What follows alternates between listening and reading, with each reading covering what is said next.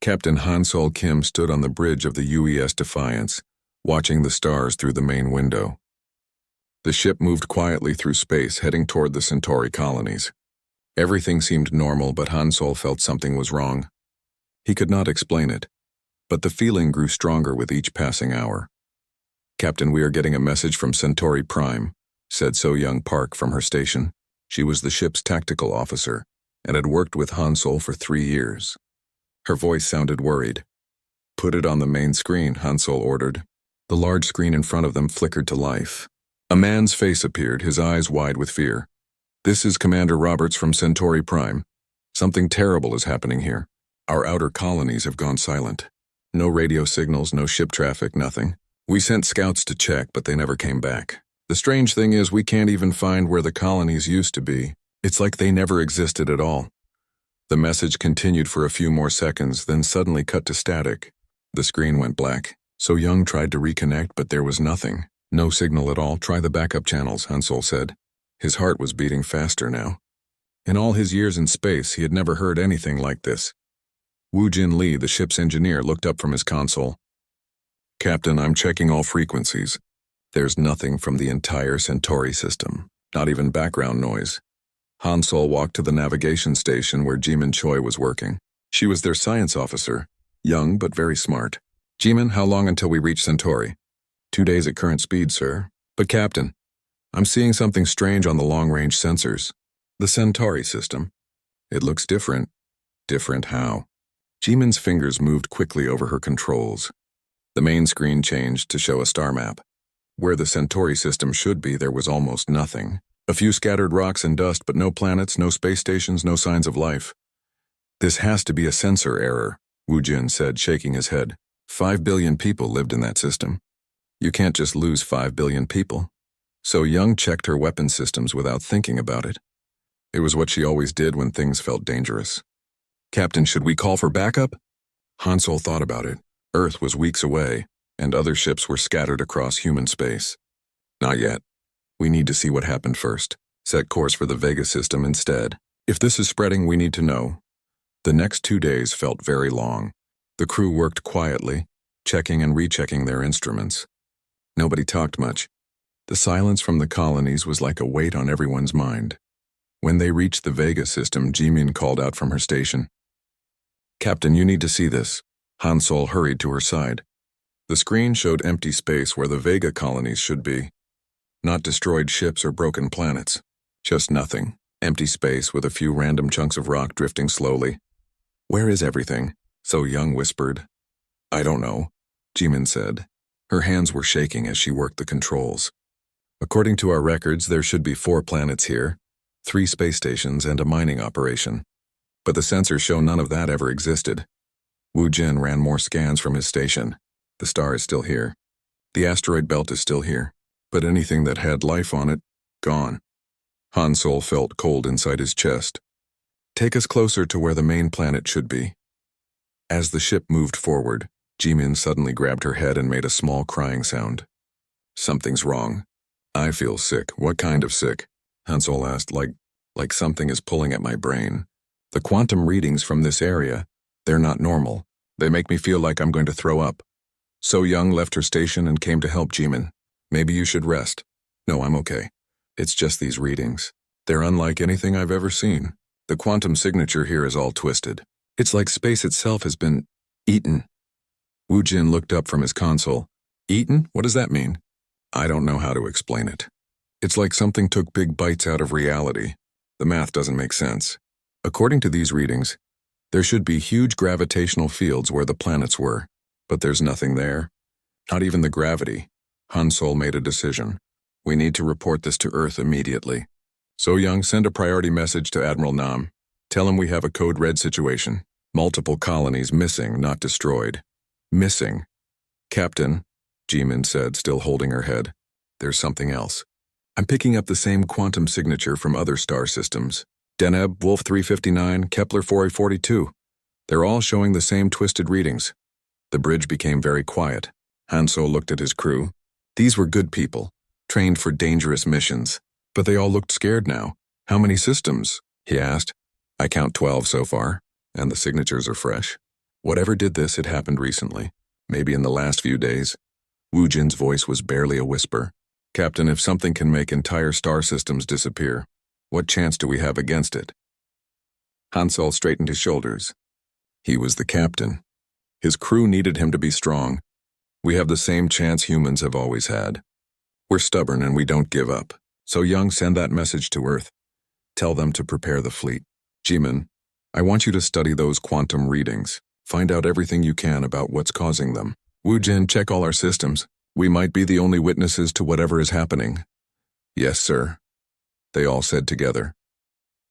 As the Defiance turned toward Earth, Han Sol looked back at the empty space where millions of people used to live. Something was out there, something that could erase entire worlds. But humans had faced impossible things before and survived. They would find a way to fight this too. The ship accelerated toward home, carrying news that would change everything. Behind them, the twisted quantum readings pulsed like a heartbeat, growing stronger with each passing hour. The nightmare had tasted human worlds now, and it was hungry for more. Admiral Kyung-ho Nam stood in the war room at Earth Defense Command, looking at the biggest star map he had ever seen. Red dots marked where human colonies used to be. There were too many red dots now. In just 1 week, 23 star systems had gone silent. Show me the pattern again, he said to Dr. Yun-Hai Song. She was the smartest person he knew, a quantum physicist who understood things that made his head hurt. Yun-Hai pressed a button and the red dots began to blink in order. It started here at Centauri, then moved to Vega, then Wolf 359. Each system goes dark within hours. No warning, no distress calls, just silence. Any survivors? Admiral Nam asked.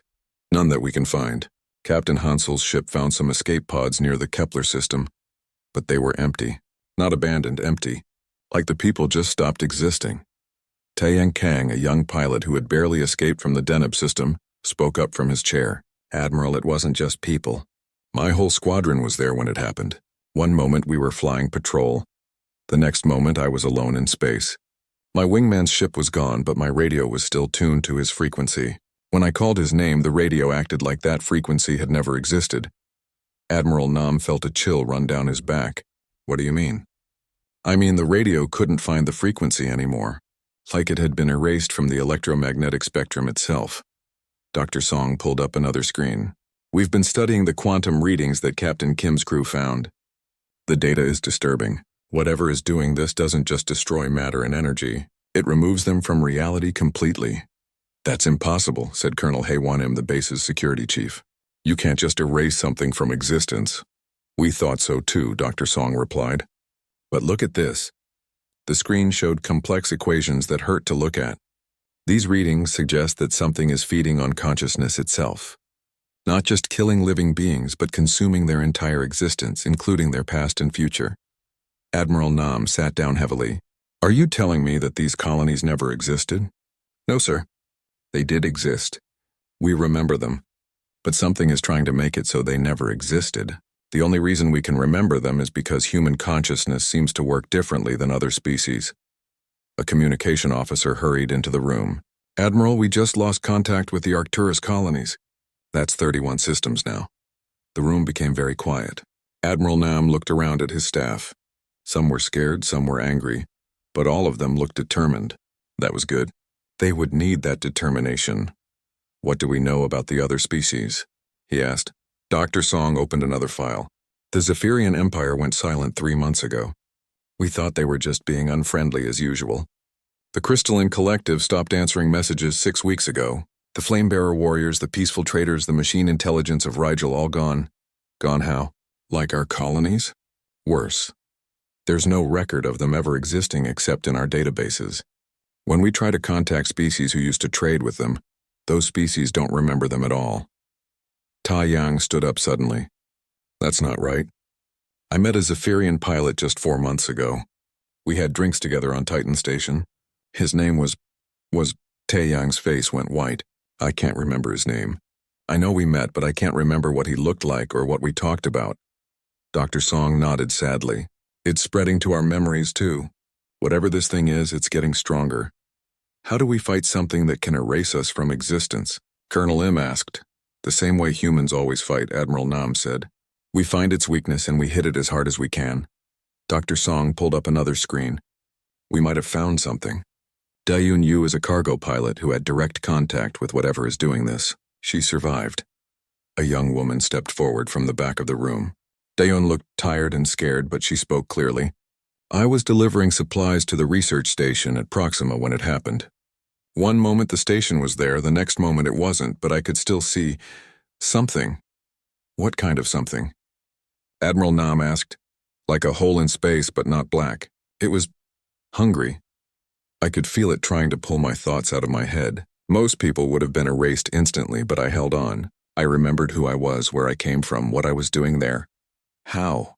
Dr. Song asked. I don't know. I just refused to forget. When the thing realized it couldn't erase me completely, it left.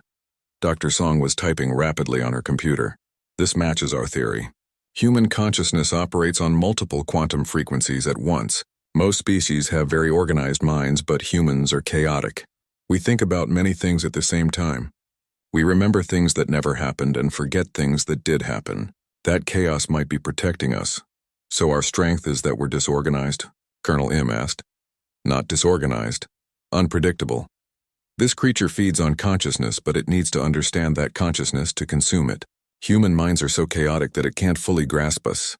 Admiral Nam stood up and walked to the star map. Then we use that chaos. Dr. Song, I want you to study every bit of data we have about this thing. Find out how it moves, how it feeds, how it thinks. Dayon, I want you to work with our pilots.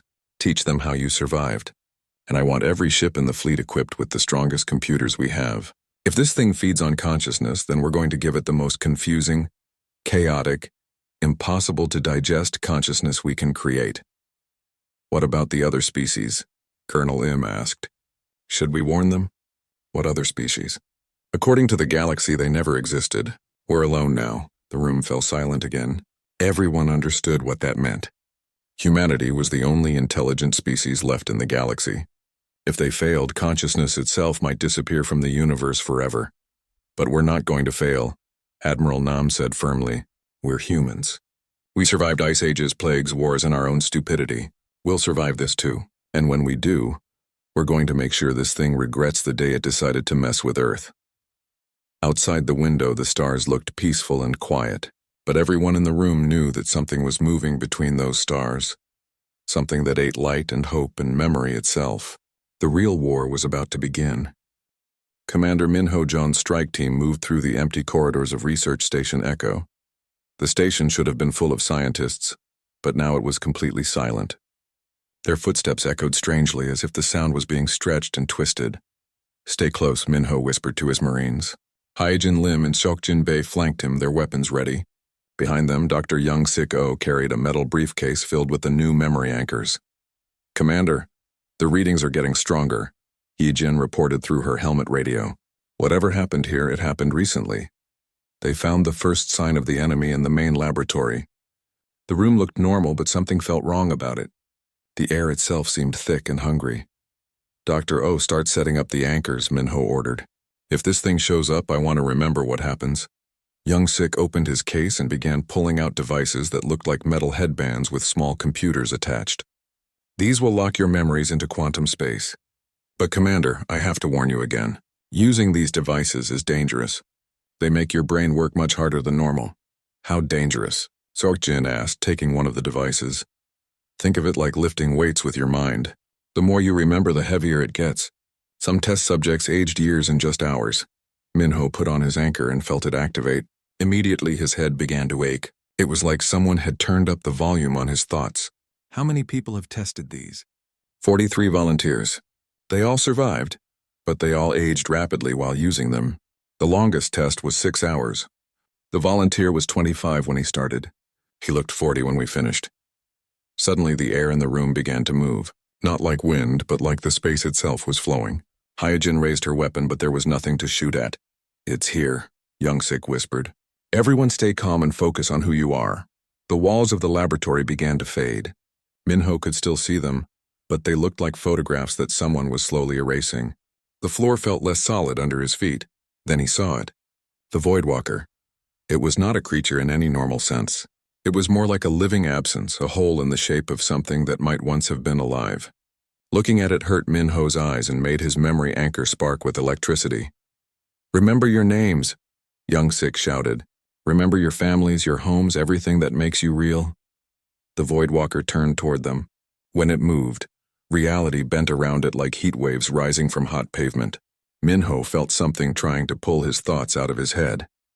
His childhood, his training, his first mission, all of it wanted to flow away from him like water. I am Commander Minho John, he said out loud. I was born in Seoul. My mother's name is Park Sun-mi. My father's name is John Byung-ho. I joined the military when I was 18. The memory anchor on his head grew hot and began to smoke. The pain in his skull was terrible, but his memories stayed with him. Around him, his team was doing the same thing, speaking their lives out loud to keep them real. The Voidwalker seemed confused. It reached toward them with appendages that looked like twisted space, but something stopped it. Every time it tried to erase them, the memory anchors pulled their thoughts back into existence. It can't understand us, Young Sik gasped. Blood was running from his nose, but he was smiling. Human consciousness is too chaotic. It's like trying to eat soup with a fork, Seok-jin suddenly screamed. His memory anchor had failed, and half his memories were flowing away from him like smoke. I can't remember my sister's name. I know I have a sister, but I can't remember. Hyejin grabbed him and shook him. Kim Mi-young. Your sister's name is Kim Mi-young. She's a teacher in Busan. Kim Mi-young, Seok-jin repeated. Yes, Kim Mi-young. His memories snapped back into place like rubber bands. The Voidwalker made a sound that was not quite a roar and not quite a scream. It was the sound of reality tearing. Then it pulled back and disappeared, taking part of the research station with it. The north wall of the laboratory was simply gone, not destroyed but erased. Minho's team stood in the ruined lab, breathing hard. Their memory anchors were smoking and sparking. Young Sik's hair had gone completely white. Did we win? Hyejin asked. We survived, Minho said. That's a start. Back on Earth, Subin Kang sat in the archives reading files that should not have existed. She was a historian, and her job was to find patterns in old data. What she had found made her hands shake. The records went back thousands of years, hidden in databases that most people had forgotten about. Ancient civilizations had left warnings written in mathematics and quantum equations. They called it the hunger between stars and the eater of stories. Admiral Nam, she said into her communicator, I found something. This has happened before. Many times. How many times? The Admiral's voice crackled back. I count at least 7 previous cycles. Each time the galaxy fills with intelligent life. Each time something comes and erases most of it. The survivors leave warnings for the next cycle, but those warnings get buried or forgotten. Subin opened another file. According to this, the last time it happened was about 50,000 years ago. The predecessors called it the Great Silence. They left detailed instructions on how to fight it, but the instructions are incomplete. Like whoever was writing them got erased in the middle of a sentence. She found more files. Technical specifications for weapons that worked on quantum principles. Designs for machines that could anchor consciousness in multiple dimensions at once. And warnings, so many warnings. The most important thing, she read aloud, is that human-like species are the key. Chaotic consciousness, multiple quantum frequencies. The ability to believe in contradictory things at the same time. The Eater cannot digest chaos. Admiral Nam's voice was urgent. Are there any other species like us? Subin checked her files again. According to these records, there were. The predecessors were similar to humans. So were the Builders and the Dreamwalkers. But they're all gone now. Then we're the last hope. Yes, sir. We're the last chaotic minds in the galaxy. If we fail, consciousness itself might disappear forever.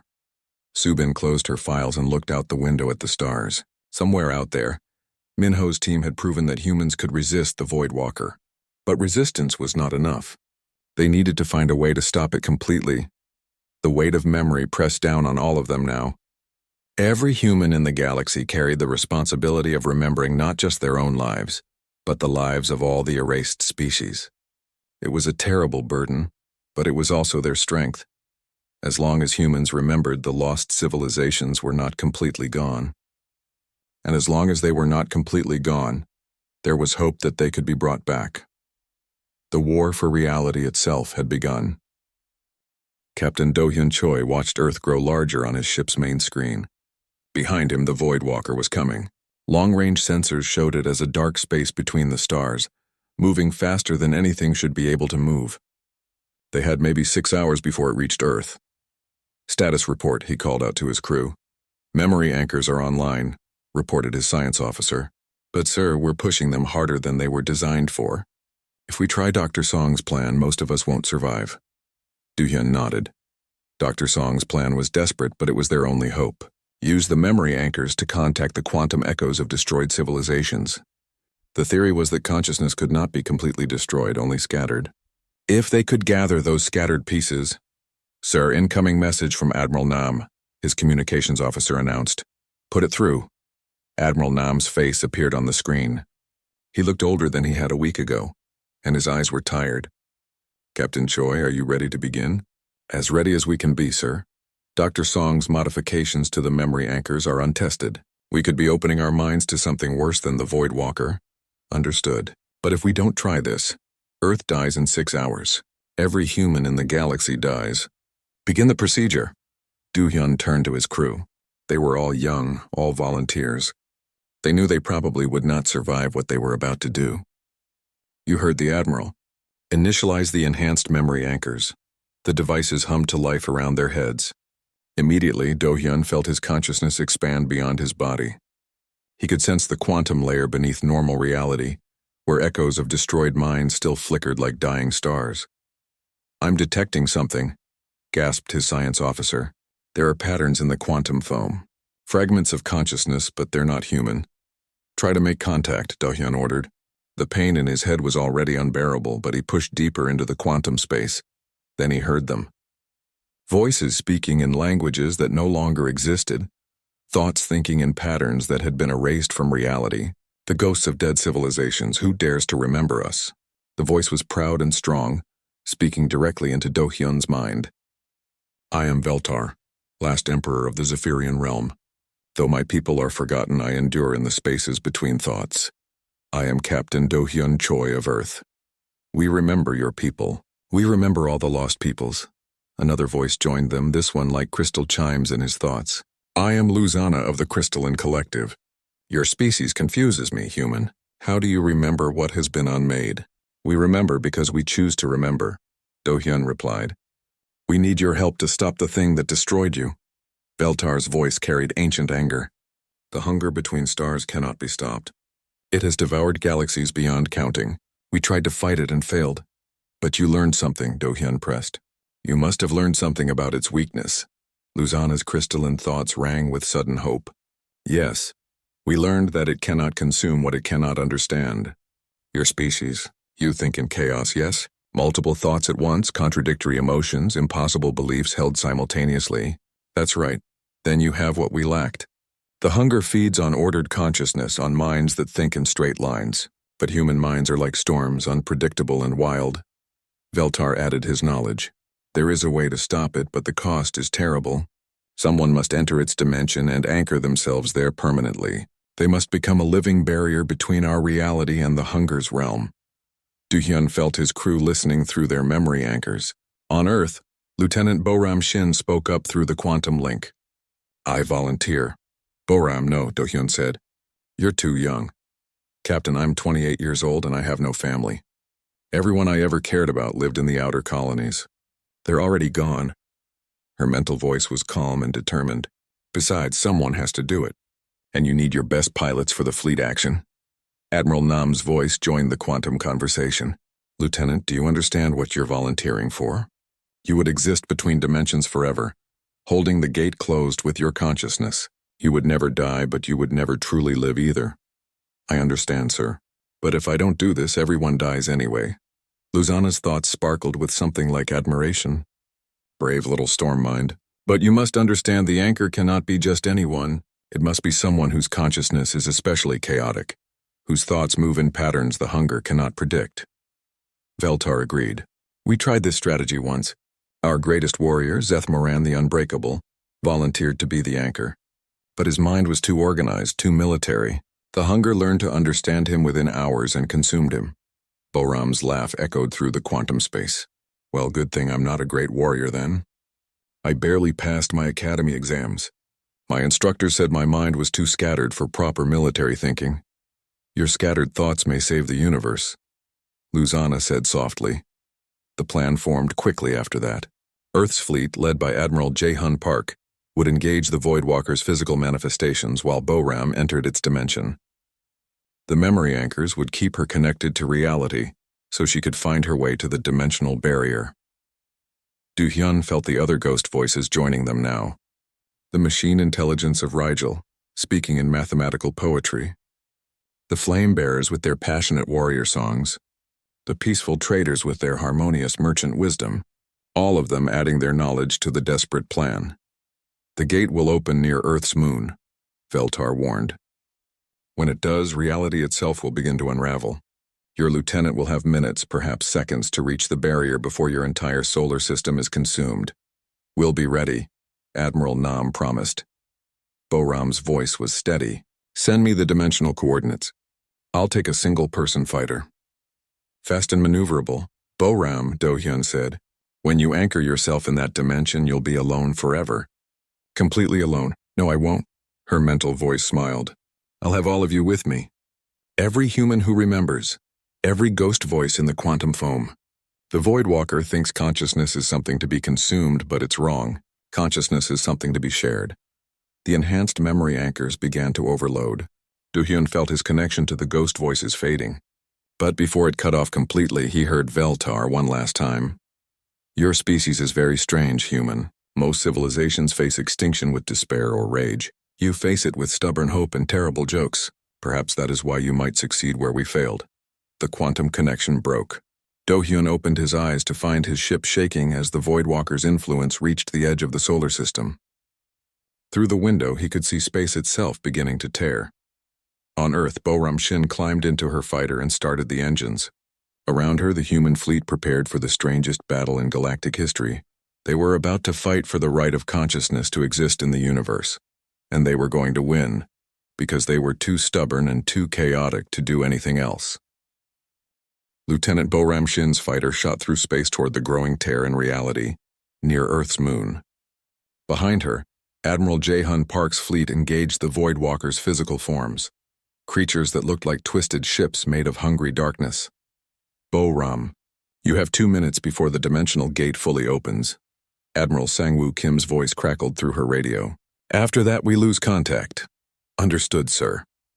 Bo-Ram checked her memory anchor one last time. It was burning hot against her forehead, but it would keep her connected to human reality even in the space between dimensions. Tell my parents I love them. You can tell them yourself when this is over. Bo-Ram smiled sadly. They both knew she would never come back from this mission. Sure, Admiral. See you on the other side. The dimensional gate was a wound in space itself, edges crackling with energy that hurt to look at. Through it, Bo-Ram could see the Voidwalker's true form, a massive intelligence made of living hunger. Reaching across multiple dimensions at once, she flew her fighter directly into the gate. The transition was like being turned inside out and backwards through time. For a moment, Bo-Ram existed in 17 different places at once. Then she was through, flying in a space that followed no natural laws. The Voidwalker's dimension was filled with the echoes of consumed worlds. Bo-Ram could see fragments of destroyed civilizations floating in the twisted space around her.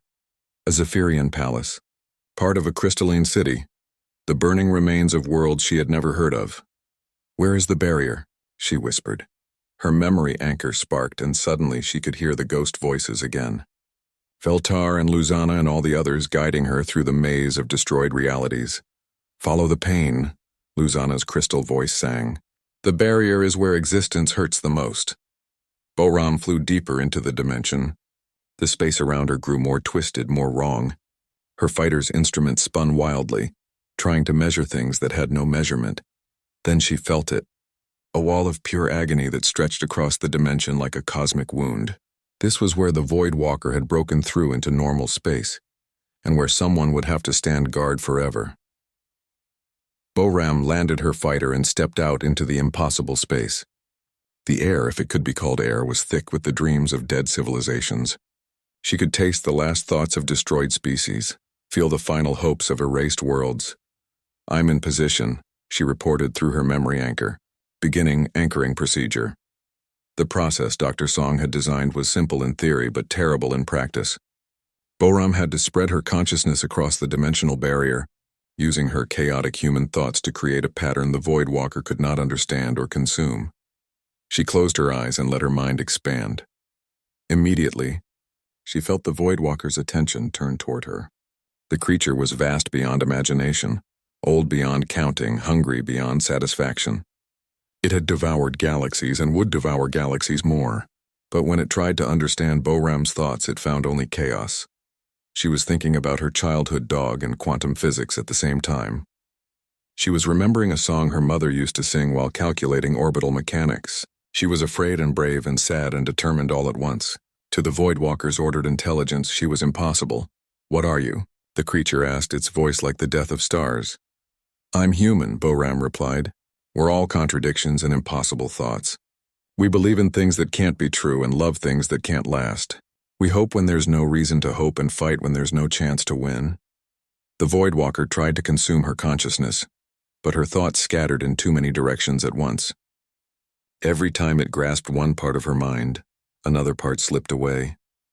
It was like trying to catch water with a net. Meanwhile, outside the dimension, the human fleet fought desperately against the Void Walker's physical forms. Admiral Jahan Park's flagship fired experimental quantum weapons while smaller ships darted between the enemy's twisted appendages. "All ships, focus fire on the dimensional anchor points," Admiral Park ordered. "We need to destabilize its connection to our reality." The battle was unlike anything in human history. Ships fired weapons that bent space itself, while enemy creatures attacked with entropy beams that aged metal to dust in seconds. Brave pilots flew suicide runs into the heart of darkness, their memory anchors keeping them real long enough to deliver their payload.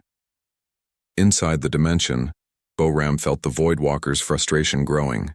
It had never encountered a mind it could not eventually understand and consume. But human consciousness was too chaotic, too self-contradictory. "You cannot stop me forever," it told her. "I have consumed entire galaxies. I am hunger itself." "Maybe," Boram said. "But you've never tried to eat a species that argues with itself in its sleep. We humans are really good at being impossible." She spread her consciousness wider across the barrier, anchoring herself in the quantum foam that separated dimensions. The pain was enormous, like being stretched across light years of space. But she held on. The Void Walker made one final attempt to break through, throwing all its power against Boram's chaotic thoughts. For a moment she felt herself beginning to slip, her consciousness threatening to scatter completely. But then she heard them, every human in the galaxy. Their voices carried through the memory anchor network. Captain Do-hyun Choi remembering his first day in space. Dr. Song solving impossible equations while humming childhood lullabies. Admiral Nam writing a letter to his granddaughter while planning humanity's last stand. "You're not alone," they told her. "We remember you. We remember all of you." And through the quantum foam, Boram felt the ghost voices of the destroyed civilizations adding their strength to hers. Veltar's imperial pride, Luzana's crystalline wisdom, the mathematical poetry of the machine intelligence, all of them becoming part of her chaotic, impossible, gloriously human consciousness. The Void Walker recoiled like it had been burned. For the first time in eons, it encountered something it truly could not digest. The combined chaos of every thinking species that had ever existed, held together by human stubbornness and anchored by human hope. "I do not understand," it whispered. "That's the point," Boram said. "Understanding is overrated anyway." The dimensional barrier sealed itself around her consciousness.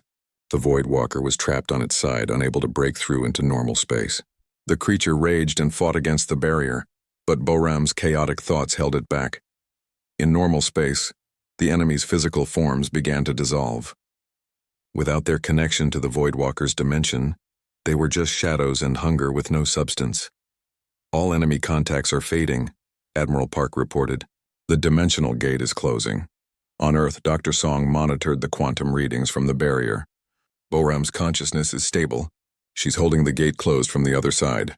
Admiral Nam looked up at the stars, which seemed brighter now, somehow more real. "Can we communicate with her?" "Sometimes. When the quantum alignment is right, we can hear her thoughts through the memory anchor network. She's happy, sir. She says she's not alone anymore." And it was true. In the space between dimensions, Boram kept watch with the voices of every conscious being that had ever existed. The Void Walker was still there, still hungry. But it could no longer reach the universe of living minds. Humanity began the long work of restoration. Using the quantum echoes and their own stubborn memories, they slowly brought back the erased civilizations. Not completely and not perfectly, but enough. The galaxy filled with life and thought and chaotic, beautiful consciousness once again. Boram Shin became known as the Guardian, the watcher between worlds who held back the darkness with nothing but impossible thoughts and human determination. And whenever a child was born anywhere in the galaxy, they would hear her voice in their dreams, reminding them that consciousness was not something to be consumed, but something to be shared. The universe was safe, because one young woman had been too chaotic to digest and too stubborn to give up. It was the most human victory of all.